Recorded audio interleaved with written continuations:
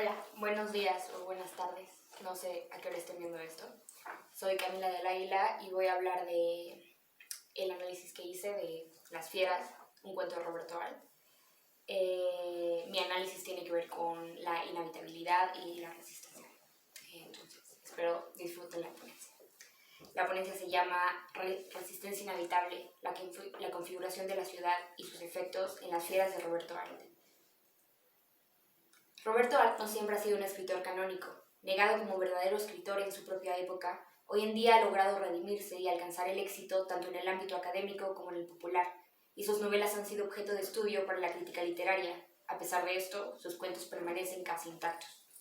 Dentro de su narrativa corta resalta Las Fieras, publicado en 1933 dentro de la antología El Jorobadito, aunque ya 3 años antes, en 1990, circulaba una versión en una revista que se llamaba El Silencio.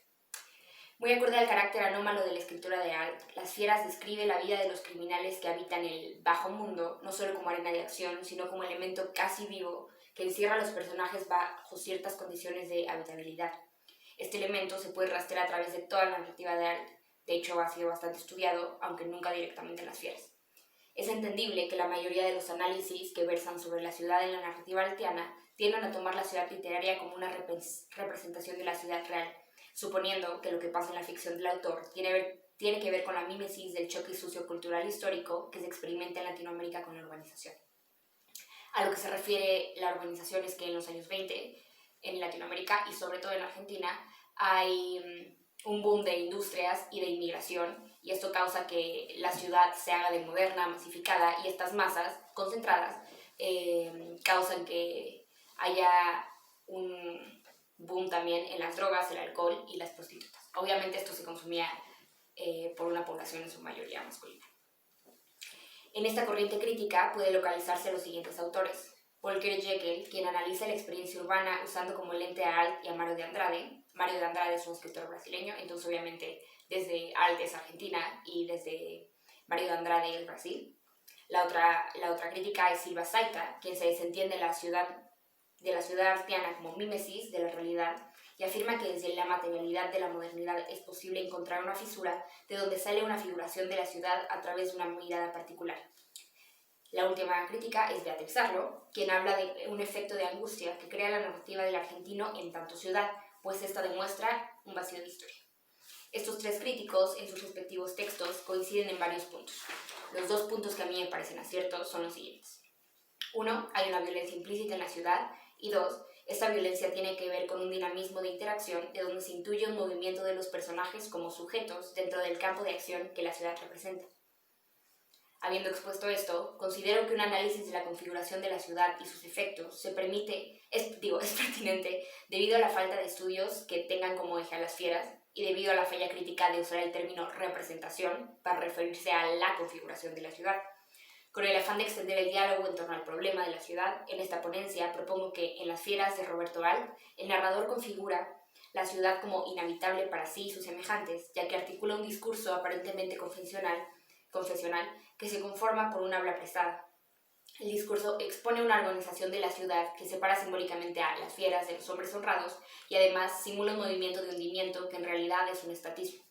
Estos elementos evidencian la imposibilidad de movimiento del grupo social al que pertenece el narrador. A esto yo le llamo inhabitabilidad.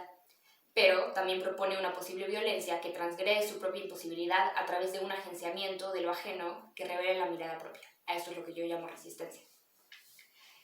Para la argumentación de esta tesis, tomo como base lo escrito por Gilles Deleuze en torno a la teoría de Michel Foucault sobre el poder, el saber y la subjetivación.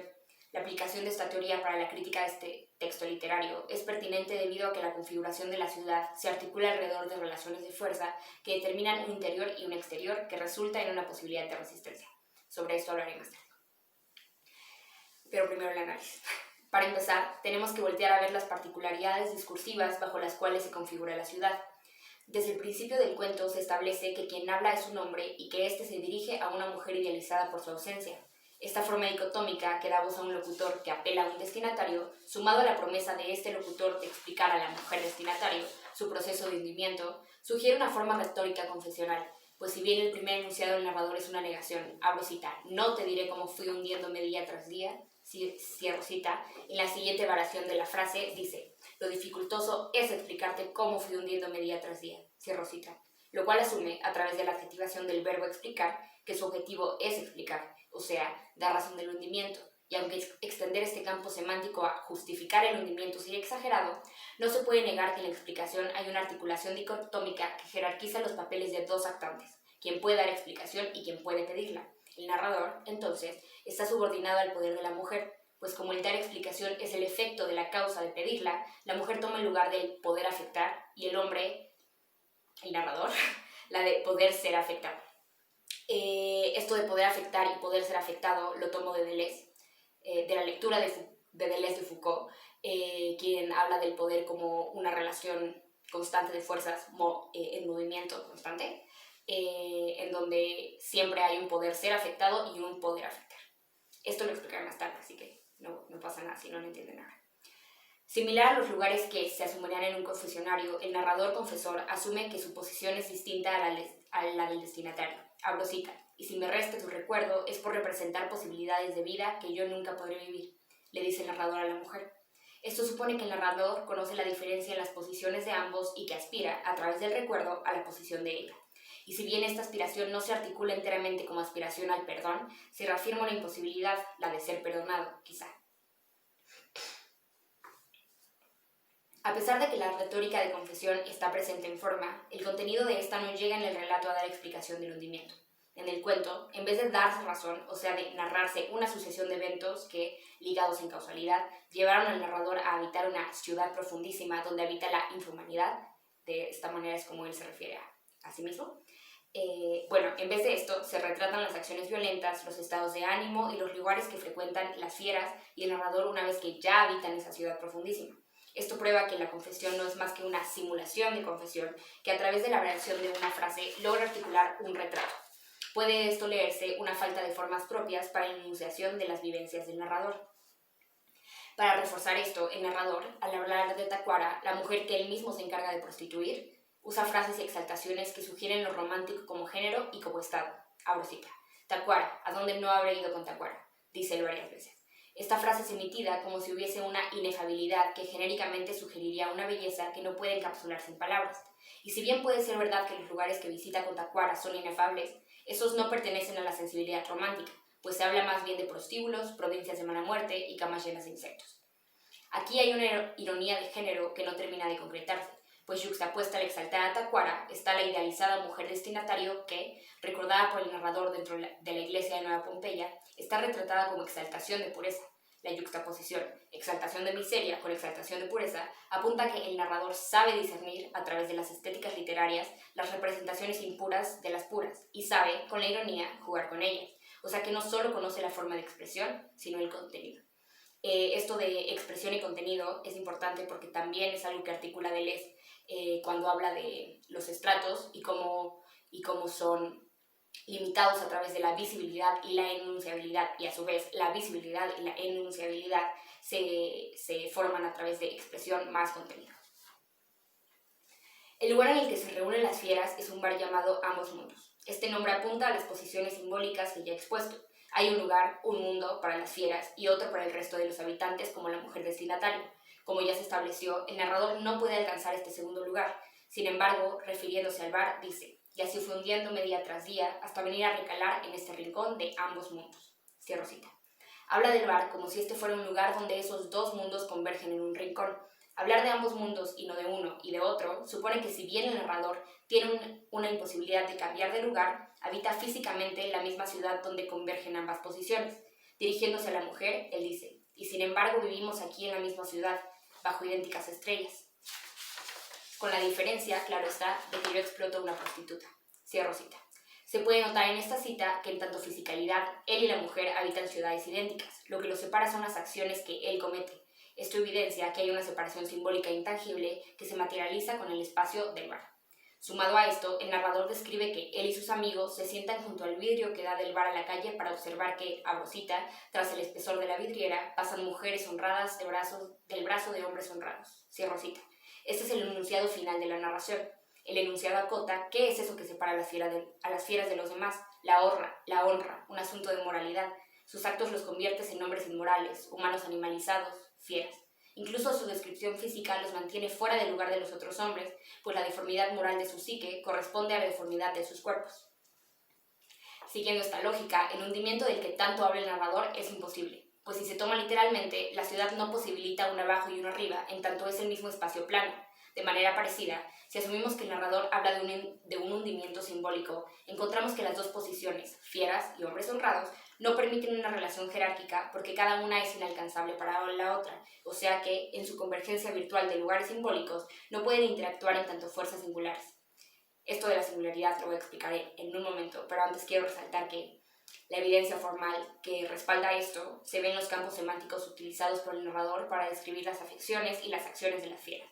Silencio, aburrimiento, permanencia, monotonía, cansancio, lentitud, retención, angustia son algunas de las palabras que plagan la narración con un campo semántico del estatismo, del no movimiento. No hay palabras, aparte del hundimiento y profundidad, que narren la decadencia o ni siquiera un traslado de lugar a lugar. Esto nos deja con 3 puntos clave. 1. La retórica del discurso simulada. 2. Dicha retórica expone 2 lugares morales que no se tocan entre sí. Y 3. Esto provoca que la ciudad esté configurada como un lugar físico idéntico que no permite el hundimiento ni literal ni simbólicamente. Ahora podemos atar cabos el análisis con la teoría de Deleuze. Es aquí en donde entra Deleuze con el poder, el saber y la subjetivación. Como he tratado de explicar antes, Deleuze, a partir de Foucault, define el saber como el agenciamiento práctico del estrato. El estrato es cierto campo de enunciabilidad y visibilidad de, digamos, cierta época. Junto con este estrato se diagrama una relación de fuerzas múltiples que actúan en el afuera. A esto Deleuze lo llama poder. El poder es una fuerza que afecta a otra. Cuando una fuerza afecta es una función, cuando es afectada es materia. Para que dentro de este sistema exista el sujeto, este tendría que estar posicionado y condicionado en relación con su estrato. Aparte de esto, tendría que actuar dentro del diagrama de relación de fuerzas. Este diagrama siempre está en movimiento. Recalco, el movimiento es importante. Lo que sucede en el cuento, si es visto desde este horizonte, es que el narrador deviene sujeto entre las propias fieras, pues se posiciona con relación a su estrato al ser saber, que conoce la forma y la expresión de enunciabilidad y visibilidad, y es capaz de producir un monólogo que juega con esta, o sea, ironiza e imita formas literarias, las cuales serán formas de enunciación de su estrato.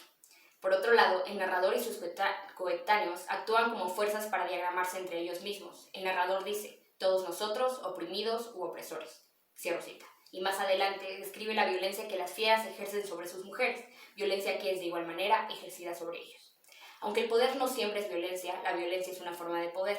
Sin embargo, aunque las fieras alcanzan a devenir sujetos en su interioridad, esto de la interioridad lo explico en un segundo, o sea, dentro de su posición, no son sujetos en relación con la otra posición que el narrador aspira a alcanzar. Por ello es que le es imposible al narrador, en primer lugar, recibir respuesta de la mujer a su pseudo-confesión y, en segundo lugar, le es imposible trascender su posición y estar con la mujer destinataria. La interioridad que menciono no es en verdad tal cosa. Llamada por Deleuze el adentro, que está con respecto a el afuera, la interioridad no es más que un plegamiento del afuera. Esto se puede entender como de manera metafórica con una sábana, que todo es exterioridad, pero si se dobla, tiene una virtualidad de interioridad porque se está creando como una bolsita de sábana que al final sigue siendo un afuera, solo que se enuncia como adentro. Bueno, así como en la época clásica, la nave de los locos funciona como el exterior del interior y el interior del exterior cuando es exiliada al mar. Las fieras son internos del exterior y externos del interior. Son un pliegue formado del afuera, convertido en un adentro. Aquí es donde está la posibilidad de resistencia. A pesar de que las fieras devienen sujetos solamente en su propio adentro y son invisibilizados por el afuera, o sea, son, como dice el narrador, fieras enjauladas, este pliegue que los convierte en adentro supone una emisión de singularidad, pues el hecho de estar plegados construye en su posición una diferencia que está en posibilidad de ser fuerza, poder afectar y poder de ser afectado. Es decir, aunque las fieras no puedan ser sujetos de su época, su posición puede convertirse en fuerza de resistencia. Llevando esta lógica al extremo, afirmo que el monólogo del cuento Las fieras de Roberto Gal está en resistencia inhabitable. Es decir, a pesar de que las fieras están condenadas a la inhabitabilidad, el estatismo de sus fuerzas, la existencia de una voz, el monólogo, que denuncia su falta de voz, funciona como pensamiento-texto. El pensamiento es la capacidad de proyectarse hacia el exterior sin ser ni del adentro ni del afuera. El ser pensamiento, ese es el loco en su nave. De esta manera, la narración es un pensamiento, una afirmación del pliegue. Dice Deleuze que pensar es emitir singularidades, y yo creo que la singularidad es una posibilidad de resistencia.